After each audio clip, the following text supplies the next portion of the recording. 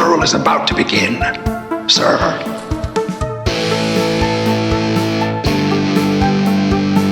I think we just picked up Dracula. It's got a death curse!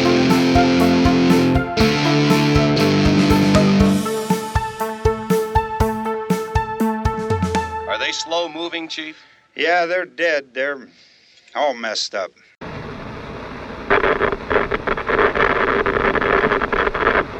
Well, welcome back to another episode of Never Not Horror. I am Steve Clark. And I am Rich Hansel. And this is going to be episode number 25, hitting the quarter century mark of our deep dive movie reviews. This time it is Richie's turn to pick the deep dive feature, which if you listened to Quick Cuts last week, you already know what it is.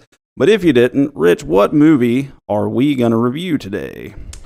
Well, with it being April 8th, it happens to be a fellow by the name of Kane Hodder's birthday. So in his honor, we're going to be doing 2006's Hatchet, starring Kane Hodder. Yeah. I was not familiar with this movie, and when Rich led with that same tease on Quick Cuts, and I was fully prepared for some iteration of Friday the 13th, because we haven't actually deep dive any of those yet. But he threw me the curveball, so we are doing Hatchet from 2006. So, if you are new to the show, we do our deep dive movie reviews in 4 sections. We will start with our history with the movie, then we will get into some fun fact, cast, and crew behind the scenes stuff, and at that point, we will get into a full plot walkthrough with spoilers. So, if you have not seen the movie, you are going to want to take a time out then. Go watch the movie. You can watch Hatchet and all its sequels on Tubi. I would recommend, if you get the opportunity, and I think you have to buy the Blu-ray pretty much, but there is a director's unrated copy that you can get. It's relatively cheap. I bought mine on Amazon for $12, I think. And it has a lot more gore. You don't miss no plot or anything, but it just goes the distance on all the kills in the movie, and it's worth it, very much worth it if you're into practical effects. And I would like to see that, because the Tubi version is quite gory, so I would like to see the director's cut, so that is cool. But yeah, you can get it on physical media, or you can get it on Tubi. I think it might be on a couple other of the free, like the lesser known streamers, but it is out there, so we will do that. And then at the end, we will give it our official Never Not Horror Howls rating and review. So, Rich, as we do on this show for the deep dives, whoever picked the movie leads it off and does the walkthrough. So, what is your history with Hatchet? I did not see this in 2006. I had no idea that there was such a movie. I probably saw this, I would say, in maybe 2016. 10 years after it was released, so I was very, very late to the showing, but I only saw it one time. I remember liking it, not knowing a whole lot about it. I knew it was Kane Hodder. I didn't know anything about the director or the actors that are in it until just recently on this deep dive. I watched it 3 or 4 times now, and so that's pretty much my history with it. I saw it once, probably, like I mentioned, 2016 maybe. Okay. I saw this movie in 2026 for the first time yesterday. Or maybe it was night before last, but a couple nights ago I watched it.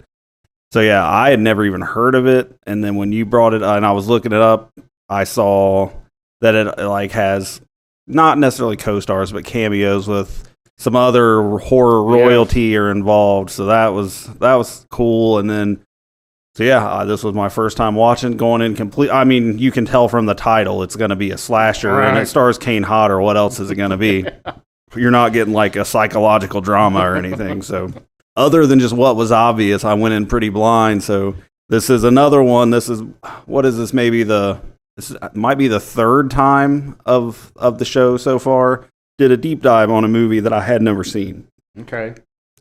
The previous ones being The Howling and Christmas Evil were all movies I'd never seen. So yeah, I have no history whatsoever with it. I have lots to say about it now, but yeah, there's not much else I can do with that. So on that note, we will go ahead and switch over to our behind the scenes fun fact kind of stuff. So here we go.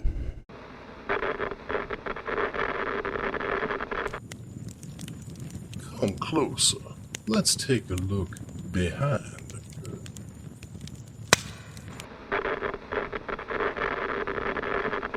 So Hatchet came out in 2006, directed by Adam Green. Wasn't familiar with him, but I have seen he did. So there are 3 sequels to this: Hatchet 2, Hatchet 3, and Victor Crowley.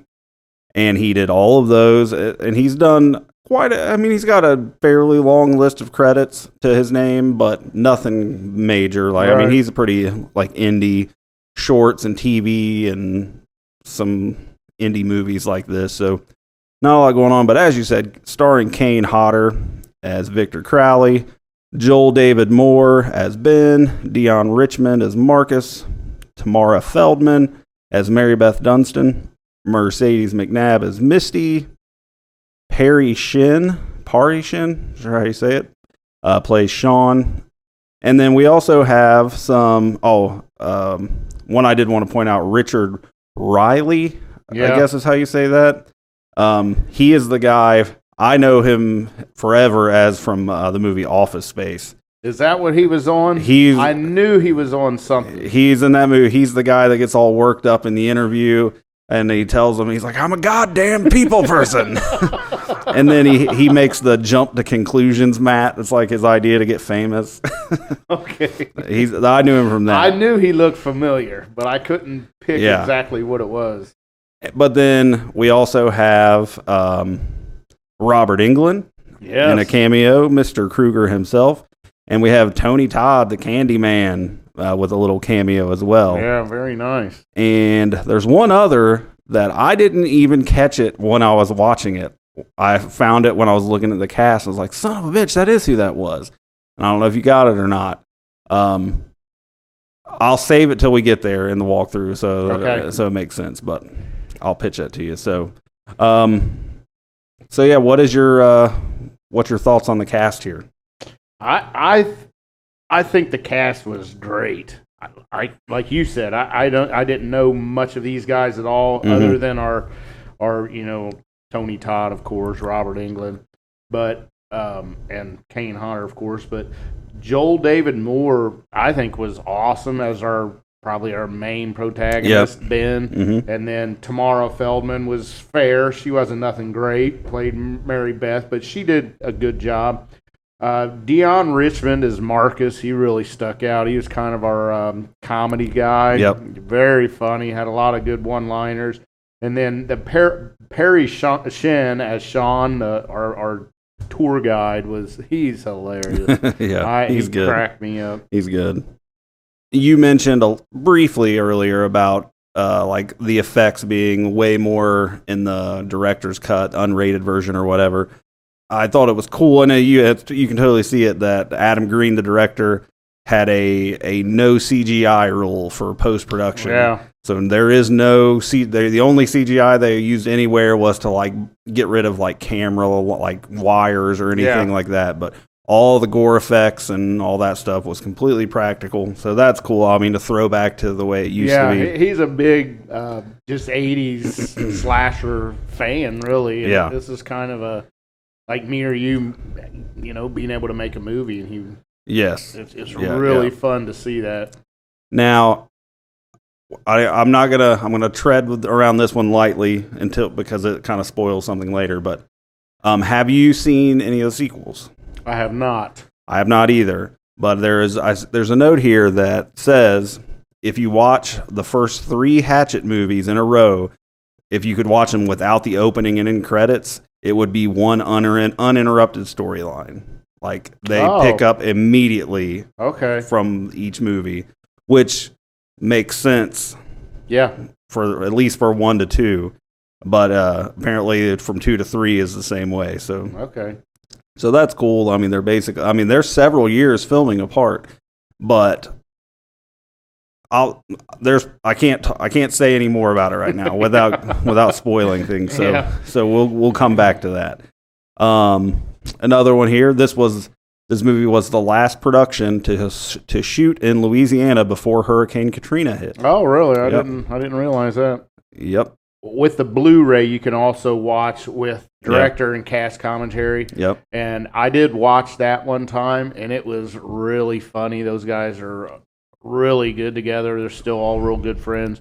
Adam Green told the story. He came up with this when he was like 6 years old in summer camp. He was actually in summer camp, and he had mentioned that the counselors that they had when he was a kid wanted to keep all the kids away from a particular cabin. Didn't say why, just off limits. Yep. So to keep kids away, they told all the kids that if you go near that cabin, Hatchet face will get you.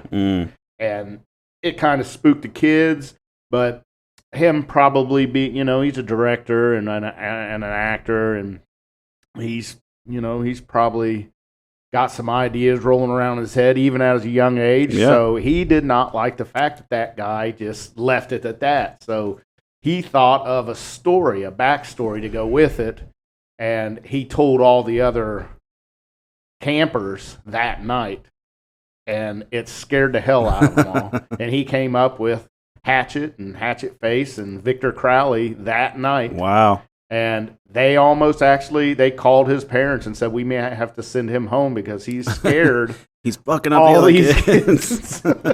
Luckily, he got to stay. But Nice. yeah, that's how he came up with that. That's good stuff. And the backstory, he came up with that there. Right, and that he would hold on to that until he was an adult and pursue that passion and turn it into a franchise of movies. Right.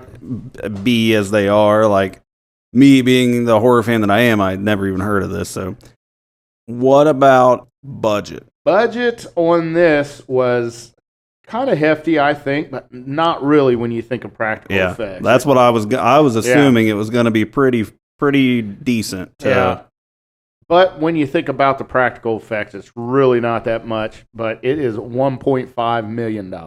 Okay, I could see that. And I did also on that director commentary. He was talking about like on location stuff. Like they did shoot some of the movie in Louisiana, but he could not afford to fly the entire cast to Louisiana, so they had to do certain things to make it look like they're in Louisiana, even though they're not. But I thought it was kind of clever the way they came up with some of that stuff. But I highly recommend watching that and then checking out that director's commentary on that Blu-ray unrated director's cut. The boat that is featured on the Swamp Tour, that was repurposed from Kane Hodder's 1982 Kawasaki JS550. A jet ski rotting on the outskirts of his estate. So that was Kane Hodder's boat that they repurposed for this movie. And I did hear also in that director's cut that it was actually sinking. I believe it. In the making of the movie, they had to keep bailing water out of it to keep it afloat. It looked like it was in pretty rough shape. So when you brought this up, that we were going to do this on Quick Cuts last week, I don't remember if you said it on the episode or if we were just talking afterwards, but you jokingly said like this might be like a one howl or something. Yeah. So I didn't look up Rotten Tomatoes on it until after I watched it. I won't say more about what I think yet, but this movie has much better ratings than you would expect. Yeah. I mean, we've reviewed multiple movies with lower scores than this one. Okay. Hatchet on Rotten Tomatoes has a critic score tomato meter of 56 and a popcorn fan meter of 45, which seems backwards to me. I feel like the fans would have more. I would too. A higher opinion than the critics, but critics come in, and that's with 50 reviews on the critic score. So, 56 and 45. So for a lesser known B horror movie, that's pretty. Yeah, it is pretty good. Better than I thought it was going to be. I do also have a box office on it, which this is a kind of a cool story too, because when they showed this to the production company and they telephoned him and said, "Hey, you're going straight to VHS or DVD, Mhm. home video. And he was like, man, no way. We got to at least get a film festival. He's like, man, we're not going to film festival. The powers that be did. And he said, the money's not there. We're not going to do it. And so he came up with his money himself to get this put on limited screens. That's cool. Yeah, he did it all himself, raised all the money without the production company, and it got a limited screening at Tribeca Film Festival. Yep. And it only made $208,550 at the box office. But like I said, it was a film festival, and everybody was really, really surprised that it made that much money. Yeah. So in hindsight, it sounds like not a lot of money, but it was. It really blew up at that film festival, and that got the home video views, really rolling in when it got such good raving reviews. That's cool. Just reemphasizes the passion this dude Right. had for this project. Like he wasn't going to give up. That he birthed as a 6-year-old at camp. Yeah, and I did see him. I watched on YouTube a video of him, and he was actually talking to Robert Englund on the telephone. And Robert Englund got word that he wanted to do it, so that he wanted him casted in his movie. So he called him and gave him the script and stuff, and then he got the phone call back, and his buddy's like, "Oh my God, let me get my phone out and record you." and he's talking to him, and he's like biting his knuckles, and he's got a big smile on his face. He looks like a schoolboy on Christmas morning. I can imagine. And he hung up the phone. He was like just jumping around because Robert Englund said he's in. Yeah. And it was amazing to see. It was That's cool. Really cool to see. Yeah, you can just tell the passion for like this kind of horror. This movie is everything that you expect from it feels like an 80s It does. cheesy movie and almost. that's what he was shooting for. Yeah. But I mean, it's just blood and boobs and a psycho killer thing. And I mean, it's just it's meat and potatoes horror. So yeah. Cool to see somebody having success and getting to live that out. So, all right. You got anything else before we get into it? I believe that is it. All right. Well, that is your warning then. If you have not seen Hatchet, which you very well may not have because it's not the most well-known movie around. So, like we said, you can go watch it for free on Tubi, or you can track it down on physical media, DVD or Blu-ray. So go watch it. Don't let us spoil it for you. And then come back and we'll walk you through. Here we go.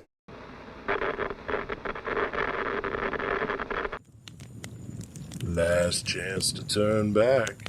Don't say we didn't warn ya.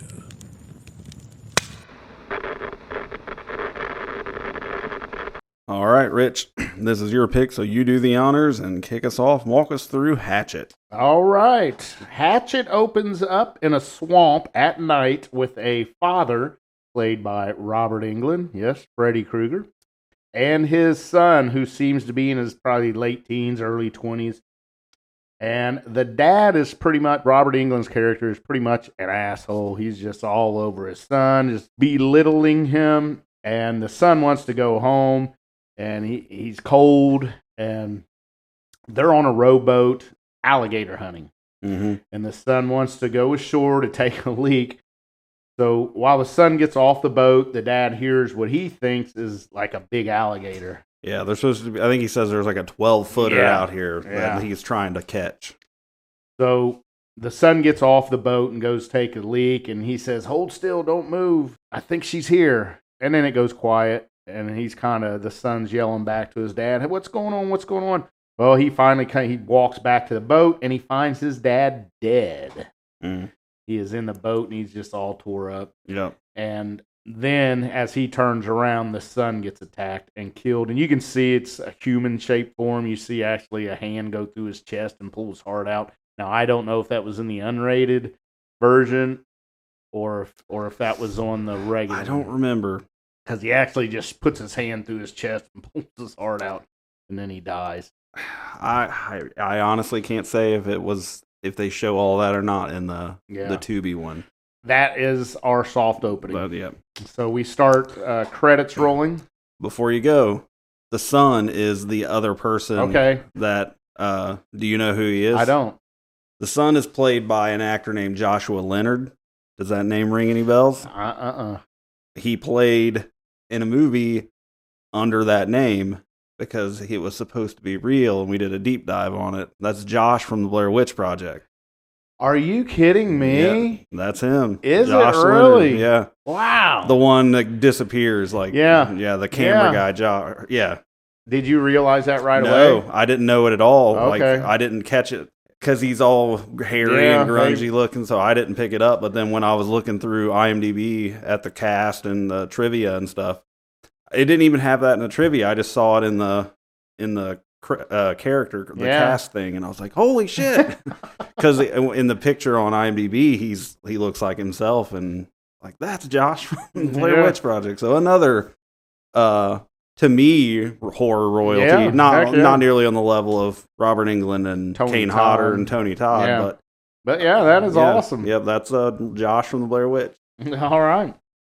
So we roll our credits after those two fellers get killed, and now we are at Mardi Gras in New Orleans, Louisiana. We're getting the party scene. I've been to Mardi Gras once. I've been to French Quarter several times, Mardi Gras one time, and it is actually, he went down there with a camera and filmed actual footage of Mardi Gras.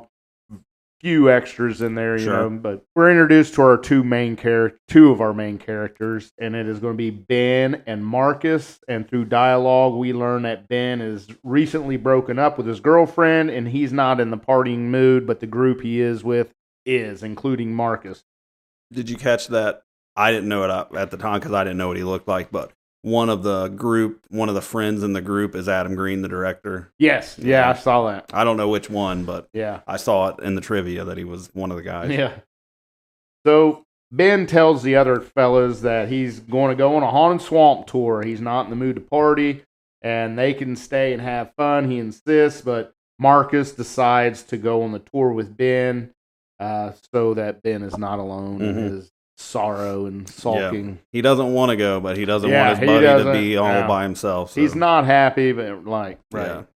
So the two guys come to a shop called Rev Zombie's Voodoo Shop. And this is where they're going to try to get their swamp tour in at. And Ben knocks on the door, and who answers? None other than Tony Todd. Yes, sir.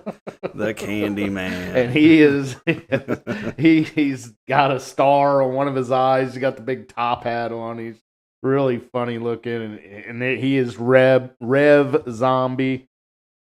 So they ask him about the tour, and he says no more night tours since what happened to the last one. He's got his Tony Todd awesome voice. You know.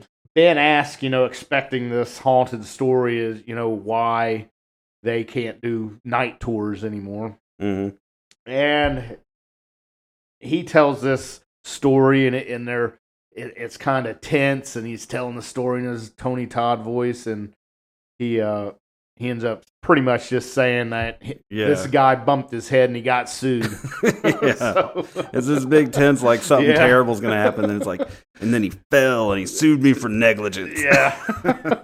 So that's why he's not giving swamp tours. And then, so he says, tried going down the road to Maria Laveau's. Yeah. It's a block and a half down or something. And then as they're walking away, he's like, be careful on the sidewalk. Correct. That's also negligence. And he shuts the door, and that's the end of our Tony Todd experience. You get 2 minutes with him, but it's hilarious. It is hilarious. He does a real good job, and they just had to been tickled to just to have him. Yeah, it had to been like a dream come true. So Ben and Marcus, they go on down block and a half to Marie Laveau's. Marcus is not happy about being away from the party scene at Mardi Gras, but right away his tune changes as soon as they walk in. There is like almost, I guess, a pornographic movie being sort of like a Girls Gone Wild. Kind of two girls with no shirts on, and you got the cameraman / director, telling them to smile, do this, be crazy, and the girls are doing their thing. And so Marcus is obviously now enthralled with Marie Laveau's and what's going on. So he's pretty much on board now. the cameraman that is shooting this Girls Gone Wild, we'll call it. Bayou Beavers. Yeah, Bayou Beavers.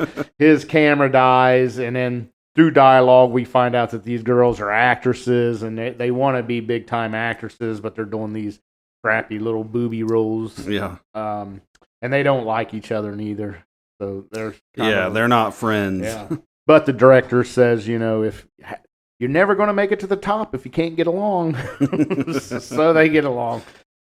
I should introduce these two girls. This is Misty and Jenna. They are actresses. They're going to be some of our people that run from Hatchet throughout the movie. So, and the director's name is Doug Shapiro, and it totally sounds like a sleazeball director's name. Okay, now suddenly the tour guide comes out from the back with a big booming southern voice, but looking seemingly Asian. But he's got this big, strong southern accent. Right. Louisiana accent, and but he's just this kind of little short, kind of Asian guy. And this is Perry Shin, and his name is Sean. The character's name is Sean, and he was in Starship Troopers, and he is also a regular on General Hospital. I did not know that, but I looked at his credits. I've seen Starship Troopers, but it was back like when it first came out. I haven't seen it since. So. Yeah, but I did write down his years on General Hospital. It said from 2013 to present day. Huh. So he's been on General Hospital a long time. So the group loads up on the shuttle bus that's going to take them to the swamp tour. And Sean is our driver as well as the tour guide. And we meet the rest of the cast members, which are a married older couple named Jim and Shannon Permato, and a girl who is alone on the bus already, and her name is Mary Beth. So we have Ben, Marcus, actresses Misty and Jenna, the director Doug, Mary Beth, Jim and Shannon Parmetto, and the tour guide Sean. 10 people in total on this tour, including the tour guide. So the bus arrives, and the group board the boat that's going to take them on the tour, captained by Sean. The boat is not in good shape, it's rough, as Steve mentioned. As Sean is pulling away, there's a local yelling from far away that the swamp is closed because Victor Crowley is on the hunt.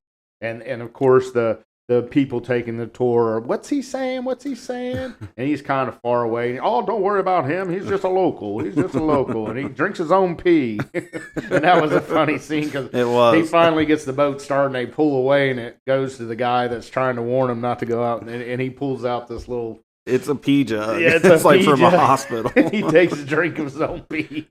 And he's like, oh, that's good. So... as they are putting along on the boat, Sean starts telling ghost stories, try to scare the tourists because it is a ghost swamp tour. And he tells the legend of Hatchet Face, Victor Crowley, who was hit in the face with a hatchet by his father. And Mary Beth tells the group that Sean's story is wrong, and Sean throws a big tantrum, and he does this in an Asian accent, and it kind of blows it. He gets so frustrated that he slips out of character, and uses his natural voice. It is really, really funny. I thought it made me laugh. Yeah. So now Sean's going to shut the lights off, try to get a scare out of everybody, and looking for glowing spirits in the swamp. And when he turns them back on, they start complaining. So he pops the lights back on, and we get kind of our first jump scare and our first kind of not good look, but a look at Victor Crowley. He jumps into the bushes to get out of the light. Real quick jump scare. Ben now, he's trying to make small talk with Mary Beth. He's kind of interested in her, but she says she's not here to make friends. Suddenly, the boat, it hits some rocks and it gets stuck, so the group has to unload because the boat is taking on water now. It's starting to sink, and it starts raining pretty badly. And I did read in or listen to on the director's cut that it was raining and then it wouldn't rain, and they're trying to film the same scene, and the producer, he said, who cares? Just keep filming. Well, I mean, it's supposed to be the same scene, and it's raining, and then we cut, and then we start tomorrow, and it's not raining. He's like, forget about it. You're overthinking it. Right. And you really don't notice. Yeah, I didn't notice. But I thought that was kind of neat. He kind of relaxed him and said, don't worry about it, because he was really worried about it. He wanted to bring in water and have people squirting. So they decide to walk on a tree that kind of bridges across the swamp to get to the shore. So Jim, our older gentleman, he goes first, and he gets attacked by an alligator. It bites him in the lower leg, and all of a sudden Mary Beth pulls out a pistol and shoots the alligator. So Mary Beth, for some reason, has a gun with her. So the group makes it to shore finally, and Sean admits that he's really not from Louisiana. He's from Detroit, and this is only his second swamp tour he's ever given. Right. He kind of thought he'd get some quick money by taking this job out here and has no idea what he's doing. So the rest of the group is getting mad at him. And then so kind of gets some of the burden off him. Sean asked Mary Beth why in the hell she has a gun, and she explained that she is looking for her dad and brother who's been missing since they left to go alligator hunting.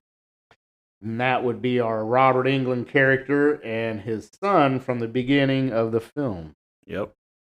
So Mary Beth tells the group that they are all dead because they are all in Victor Crowley's woods. She tells them the real story of Victor Crowley, and we get a flashback scene. So as she starts telling the story of what actually happened to Victor Crowley, we go into flashback. And I will say Kane Hodder plays kind of dual roles in this movie, because he does play Victor Crowley's father also, and he's himself. And I did read that this is one of the reasons why he was interested in making this movie, because he was trying to get his face on in movies, because he's always got a mask on or making major makeup. Right. So. I mean, I knew what he looked like, but I mean, if you're not really into horror, you would have no idea what Kane Hodder looks like. Yeah. So Kane Hodder is going to be Victor Crowley's father, Mr. Crowley, if you will. So Mary Beth continues that Victor's dad kept him in the woods in a cabin away from the public because he's horribly disfigured, and the local kids would always tease him. He does love his son very much, but he just doesn't want him to be made fun of, so kind of keeps him secluded in the woods. So these local kids that all make fun of him anyways, they go to the Crowley's house in the woods back by the swamp, and they start throwing firecrackers at the house, try to get Victor to come out so they can make fun of him and laugh at him because he's so ugly. And they accidentally catch the house on fire. And again, this is all flashback scene. Young Victor Crowley is inside. When I say young, he's probably in his teens or early 20s. He's a grown man at this point, but he's still living with his dad in the woods. So Mr. Crowley, he grabs a hatchet to try to break down the door so he can save his son from the fire. Right, because he pulls up after the cabin has caught fire. Yeah, he pulls up, and the first thing he grabs is a hatchet, and he starts chopping at the door, try to break the door down because it's locked from the inside and he can't get in. But Victor is pressed up against the inside of the door, and his dad, one last big heave to break the door down, really rears back and hits it with the hatchet, and it goes through the door and into Victor Crowley's face. And this is another scene, director's cut, must-see stuff right here. Yeah, this whole flashback is like way more impactful and emotional than you would think, than you would ever expect from this movie. Kids are assholes. That's totally believable that they would come out into the house and throw firecrackers. And the little kid Victor in there, I buy him his panic trying to get out of the house because it's on fire, and the despair of Kane Hodder trying to break the door down. Like, it's way more. Yeah, Kane Hodder does a great job. Yeah, it hits way harder than you think it would. Yeah. So Victor is killed when his dad hits him with the hatchet, and so his dad becomes a recluse and ends up 10 years later just dying of a broken heart because he misses his son so much. You get a little scene of him just staring into nothing in a chair. And it's, like I said, it's impactful. It is very good. Mary Beth continues with this story, saying that all the locals say if you go near the Crowley house at night, you can still hear Victor crying for his father. She says Victor has come back wandering the woods with the hatchet slash in his face. Mm. So Sean says the ghost can't come back and kill people, but Mary Beth says it's the truth. So, and then Mary Beth says there's a road beyond the Crowley house, so the group reluctantly heads that way. She does, she points to the house. That's the house, and there's a road beyond it. So let's head that way, and maybe we can get out of the swamp. So as they're walking through, they hear something in the woods near the Crowley house, and the group decides to not go any further because they think Victor might be up there. Yeah. But Mr. and Mrs. Palmetto, they continue on because he's got the bad leg where he got bit by the alligator. She says, we're going, you guys are chickens. We're going on, and I'm going to get my husband some help. Suddenly, Victor Crowley comes running out of the house. And this is our really first good scene of Victor Crowley. And it is amazing. He looks awesome. It is really good special effects and makeup. It's one of those, like, it would be terrifying to see that happen. And if you were those people in the woods, like, of all the things that could come running out of there, that's pretty top tier scary. Yeah, with a hatchet and coveralls and a big slash in the forehead and just a mess. So he comes out with a hatchet and buries it into Mr. Palmetto's shoulder. And again, another scene that I think got cut to pieces. He hatches him like through the neck, shoulder area, like 4 or 5 times until it finally goes all the way through. Kills him as the rest of the group looks on. They're watching from a little bit of a distance away, and his wife is right there too. And then this is another one. I hear that I think the guy that played Ben said that this was his favorite kill because he actually grabs Mrs. Palmetto's forehead and grabs her jaw, her lower jaw, and rips it all the way apart. Yeah. And then her tongue's just kind of waggling out of the top. He rips it all the way apart. Yeah. So very good stuff there. So we are down 2 people already in this movie. So suddenly, the rest of the group, they run, but Mary Beth stays, and she pulls her gun out that we know she has because she shot the alligator. And she shoots Victor in the chest. And down goes Victor Crowley. He seemingly dead, but Mary Beth runs to find the others. Of course, you wouldn't go up and just shoot him in the head a couple times. Well, that would end the movie too fast. Yeah, it would. So she finds him and explains that she did shoot Victor Crowley, and they now can't find Doug. He had run off. And in the panic while they was watching Victor Crowley kill the Palmetto. The Doug is the cameraman. The Bayou Beavers producer. Doug Shapiro, correct. So now we see. Well, and also they can't find Marcus because he's up in the tree. He climbed a tree. They're like, "Where's Marcus?" And you hear his voice, but you don't see him. And they all look up. Yeah, it was very Shaggy from Scooby Doo. Yeah. Like, they ran from the ghost, and he's hiding in a tree. Yeah. So we cut to a scene where Doug Shapiro, our cameraman, the sleazy cameraman, he's by himself, and he gets his head tore off by Victor Crowley at this time, and he twists it all the way around on his shoulders, 360 degrees, and his head just kind of falls off. So now we have 6 people left. Or 7 people, I'm sorry. We have 7 people left, and they're walking along in the dark woods, and they start fighting amongst themselves about whose fault it is. Why are we stuck out in this situation? Blah, blah, blah. And all of a sudden, they stumble upon Doug Shapiro, the sleazy cameraman's backpack, and they find out that he also, along with Sean, is also a fake. He's not really a big shot director like these 2 girls. His name isn't even Doug Shapiro. They find his real ID. Yeah, he's just some dude making a home video of these girls to look at boobs. Right, for his spank bank later. Yeah. So they continue on through the woods, and they stumble onto Doug's body now, and now they know that Mary Beth didn't kill Victor when she shot him, and they realize that they walked in a big circle at this point too, because they find Jenna's cell phone at the same spot. She did lose her cell phone, and they find it again. Plus, they're also back at Victor Crowley's house.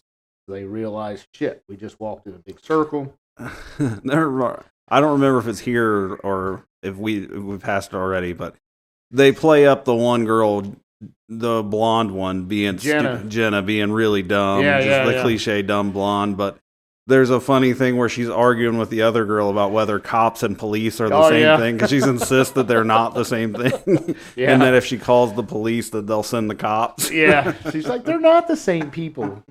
Yeah, it is. There is a lot of comedy in here. I'm kind of skimming over this, but it is very much worth watching it, just even for the comedy. Because these guys work so well together. Yeah. It is well written as a comedy horror. Very well written.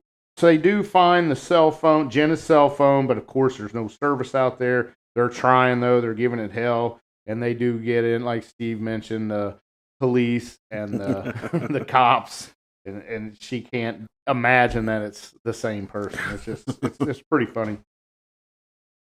So Ben and Mary Beth, they decide to go look at an old shed or barn on the Crowley property and see if they can find anything that they can use to help them get out of the situation.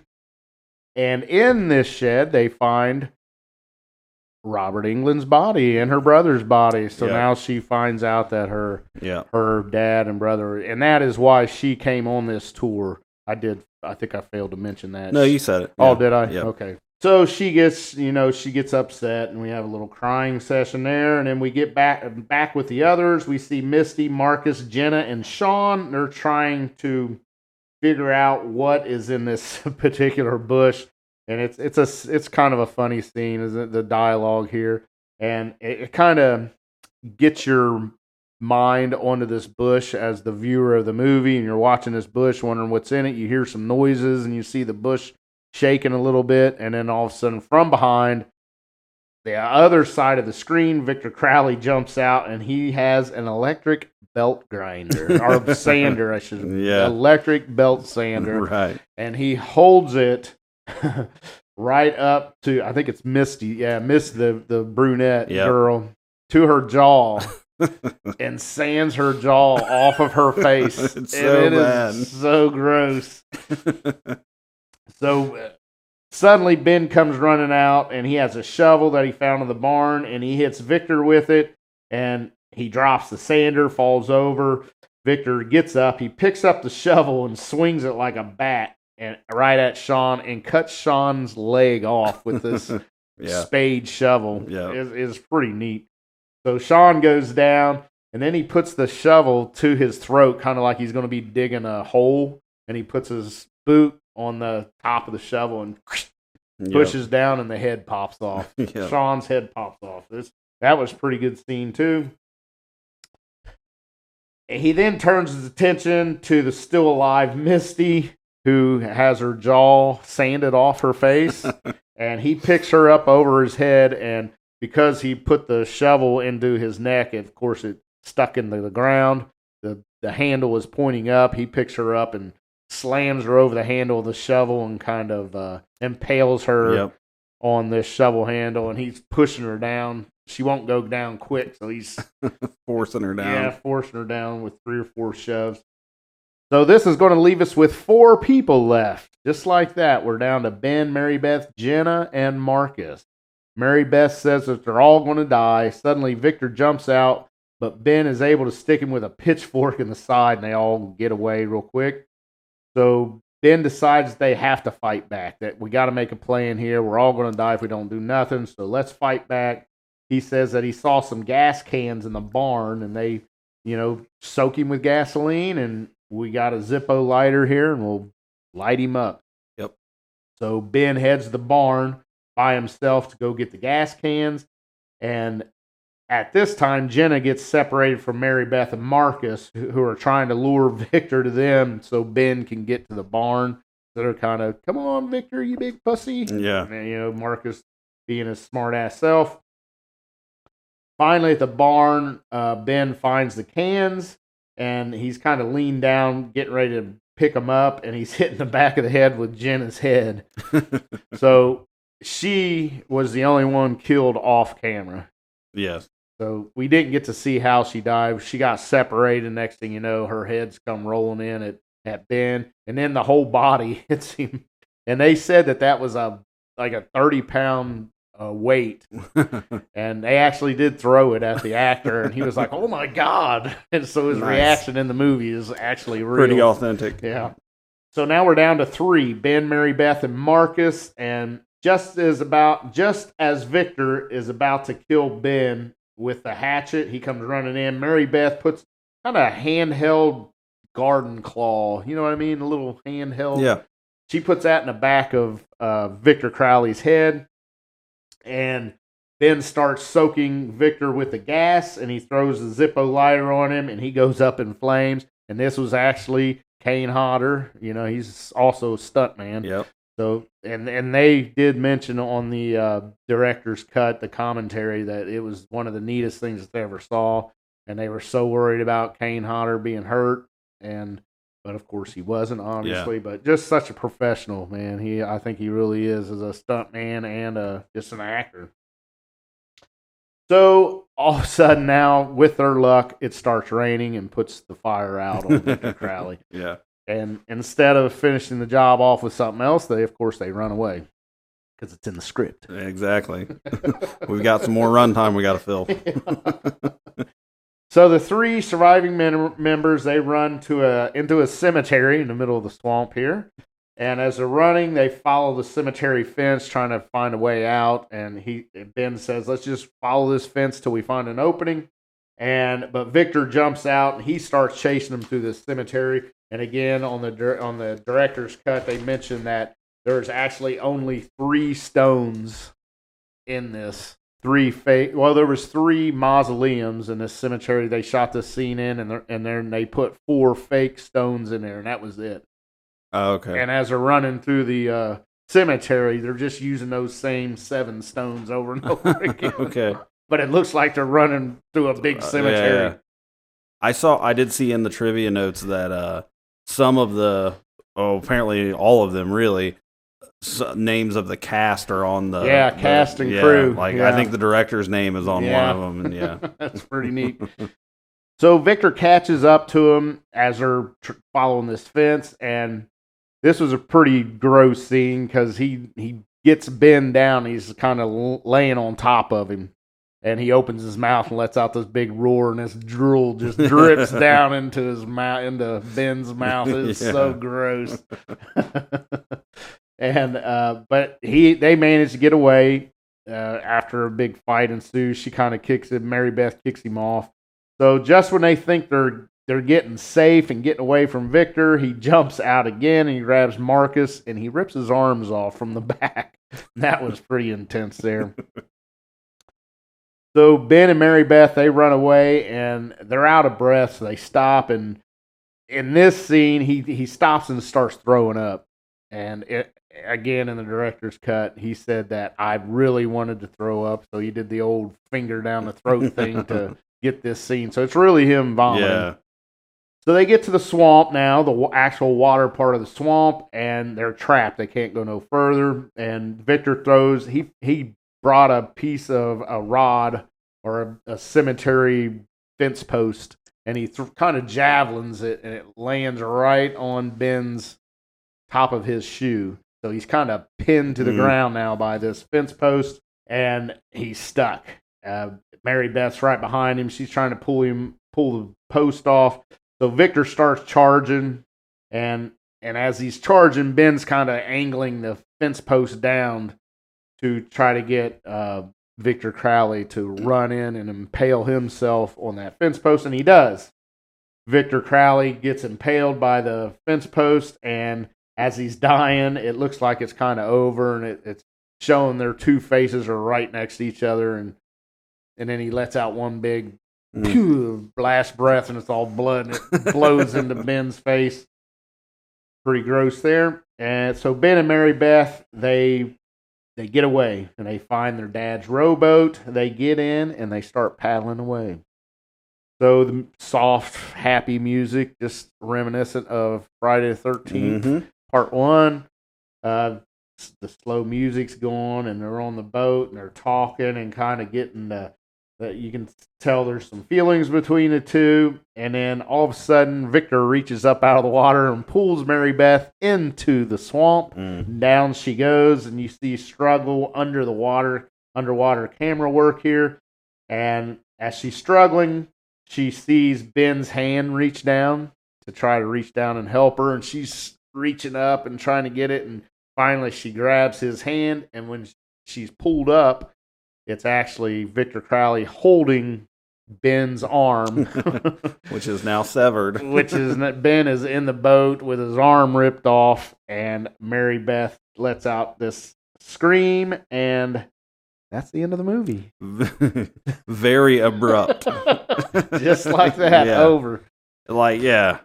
Just when you think they got away, he's back. I thought the video froze, like, because it just goes black, and I was like, what the fuck happened? And then the credits hit, and it's like, holy shit! They just mid scream ended the movie. So yeah. All right, so that is Hatchet. That is Hatchet. All right, intense stuff. It is, and funny though. Yes. Very much worth seeing. Yeah, absolutely. All right, well, on that note, we will go ahead and get into our official rating and review.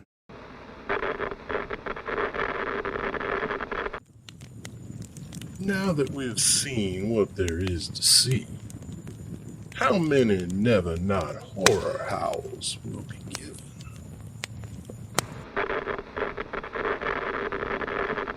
All right. Rich, it's your pick, so you kick us off with your rating, and I'm going to preemptively say here, because this has happened before, I have a rating in mind, and you are not going to change my mind. No matter what you say, I'm sticking to my rating. And as you should. All right. I really, really love this cast. I love the story. I love the fact that our director came up with a story when he was 6 years old at summer camp, and he brought it to life. I love that the director's cut is so good. The practical effects are absolutely amazing. Victor Crowley's makeup is good. Having Robert Englund and Tony Todd, and then our fella from Josh from the Blair Witch. Josh from the Blair Witch is just bonus. I mean, huge bonus, even though they're only in it for, probably a total of 40 seconds each. Right. I had a great time with it. I'm not going to say it should win any awards, by no means, other than maybe makeup and special effects. Yeah. I don't see any reason why this wouldn't have, at least been considered. But it's good, and they play perfectly. It is a horror fans movie. Yeah, absolutely. You can tell this guy grew up watching horror movies, and it was his passion, and he really wanted to make this story, and he did it. And I think all that together is so awesome. I love it. I want to see Hatchet 2, Hatchet 3, and Victor Crowley, all three of those sequels. With all this being said, I highly, highly recommend seeing this movie. If you're a horror fan, if comedy, horror, special effects person, if you like that, I highly, highly recommend it. But I am going to give it a 3 out of 5. Okay. I was going to go 3.5, but I have wrote down here 3, and I'm going to stick with it. So 3 out of 5 howls, which is a little above average. Yeah. All right. Well, like we said, I had never seen this before, so I was coming in completely blind. And I mean, you nailed it. This is a horror movie for horror fans. This is for people like us that grew up watching these cheesy slasher blood and boobs and gore, and I mean, this is a love letter to that kind of stuff. I was talking to Todd, fan of the show, because he had texted me, he was watching it, and we were talking about it. It reminds me a lot of just the feel of it and the atmosphere of it, I guess. Mm-hmm. It reminds me a lot of Piranha 3D, the Piranha remake. It's very tongue-in-cheek, just over-the-top everything. So, I mean, I had a blast watching it. I mean, it's just, like you said, the cameos with Robert Englund, Tony Todd, and Josh Leonard, super cool. I mean, they know exactly what they're doing. Like, they play to these cliches and they do it really well, and it's smart and funny, and the gore is great.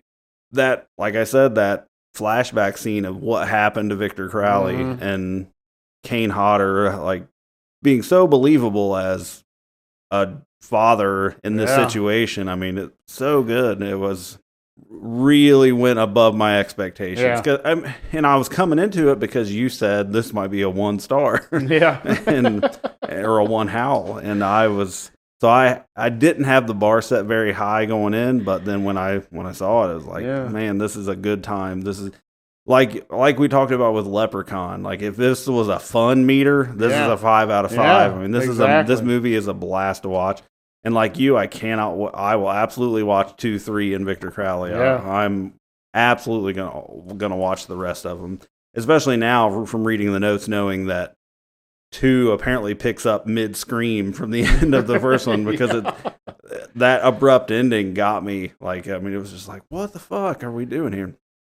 One thing that I couldn't talk about before because I needed to talk about the ending was so in the sequels, I should say originally Mary Beth, I don't know if she had almost come on board to do it, and then he or if she was just in considerations, but Danielle Harris, who plays the little girl in Halloween 4 and 5, and then she would be Annie in Rob Zombie's Halloween. She's done a lot of horror.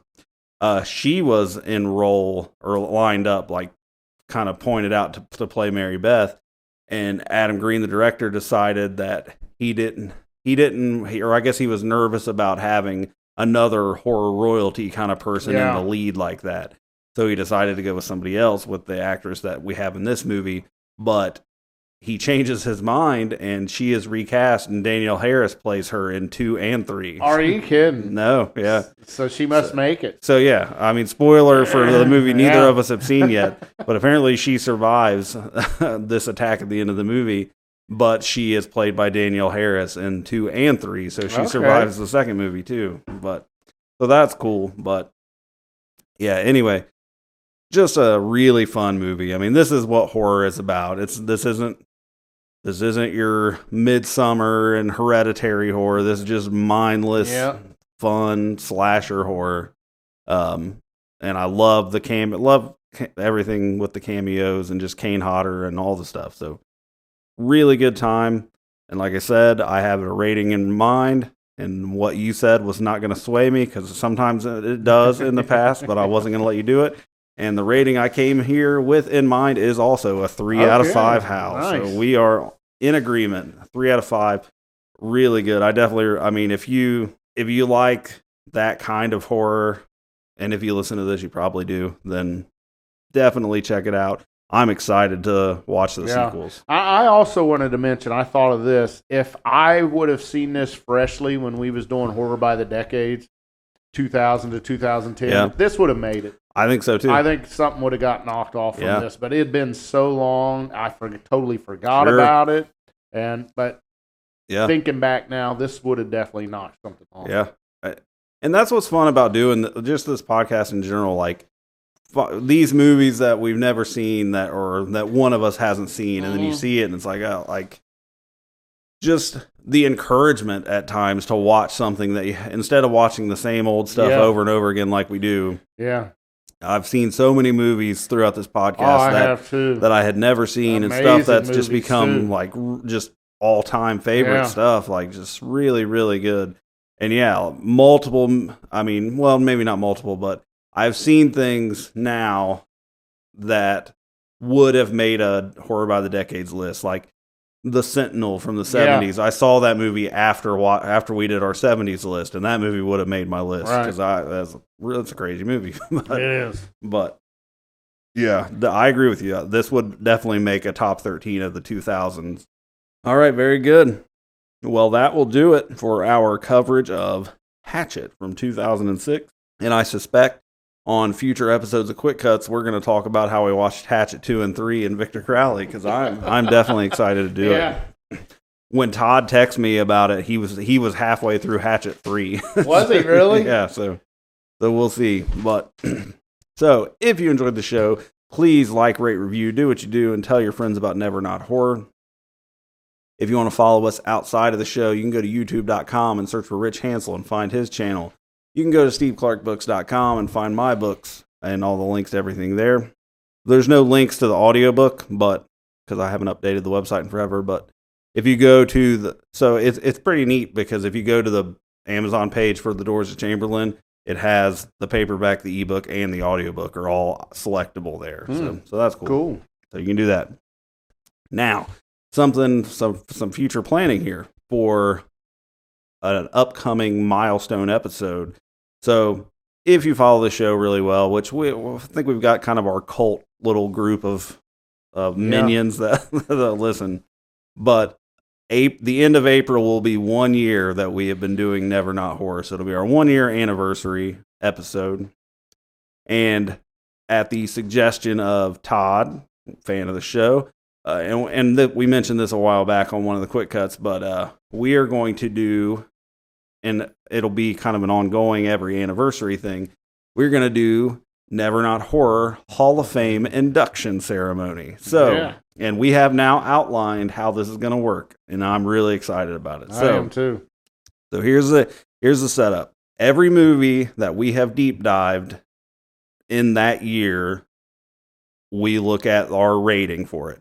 So to be eligible for the Never Not Horror Hall of Fame, the movie has to have a cumulative rating between the two of us of at least 4.5.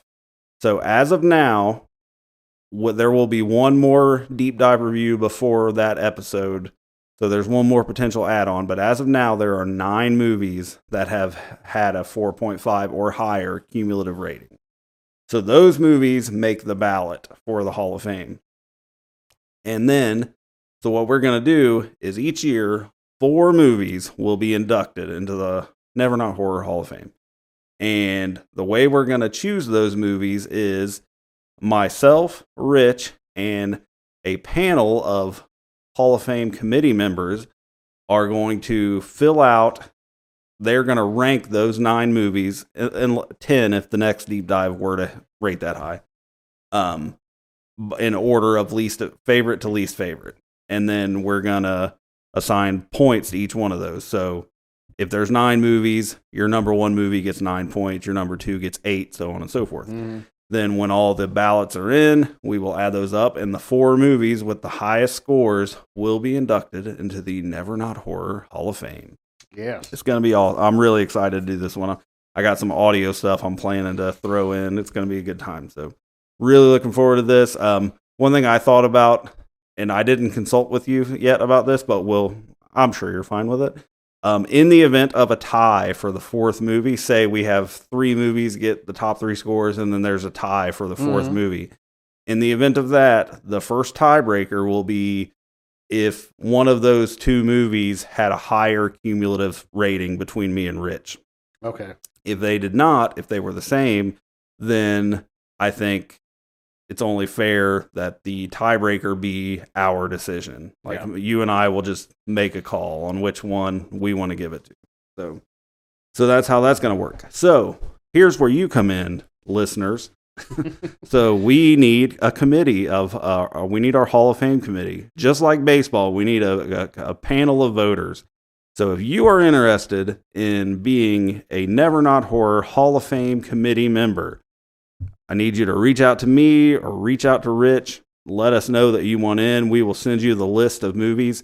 Maybe on the next episode of Quick Cuts as it gets closer, we'll give you what the list of 9 movies so far is. Or maybe not. Maybe we'll just send it to you on the side.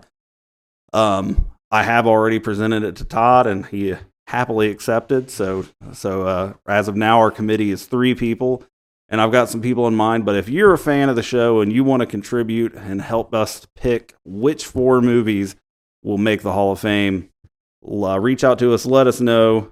All fans of the show are welcome to let their voice be heard, so you can cast your vote and be a part of the decision making. So do that. Reach out to us. As you know, we record 2 episodes back to back, so this is the first episode we're recording tonight. So I will repeat this on the next episode. So when that one airs, it'll be like April 15th, I think.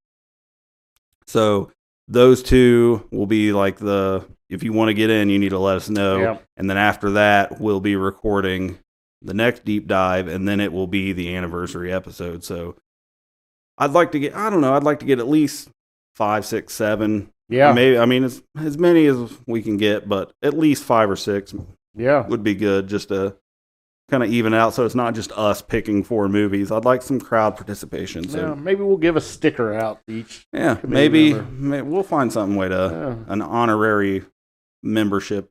I don't know, flyer or something, some sort of swag for the committee members. So yeah, that's going to be fun stuff. So yeah, reach out if you want to be involved. If you want to cast your vote towards the Hall of Fame votes. All right.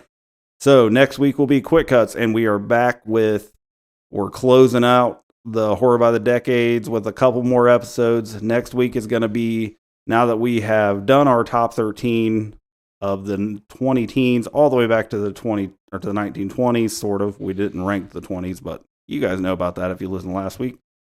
So now, next week, we are going to rank the decades, our least favorite to favorite. So it's a top 10 because we did 10 decades. Right.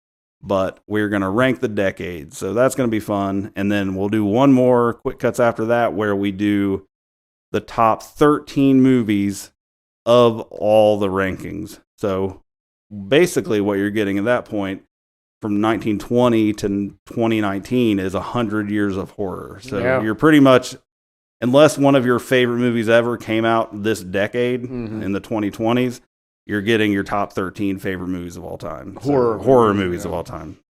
So that will be the next one. But next week will be the decade. So looking forward to that. Again, spread the word. Tell your friends about Never Not Horror. And do all the things. And come back next week where whatever it is, it's Never Not Horror. Happy birthday, Kane Hodder. Happy birthday. Oh, yeah.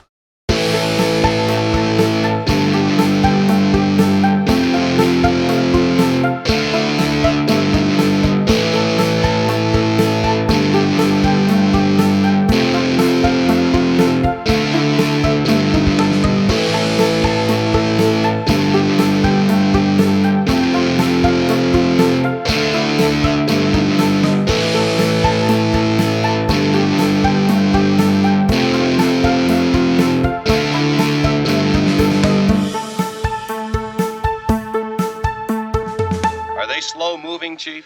Yeah, they're dead. They're all messed up.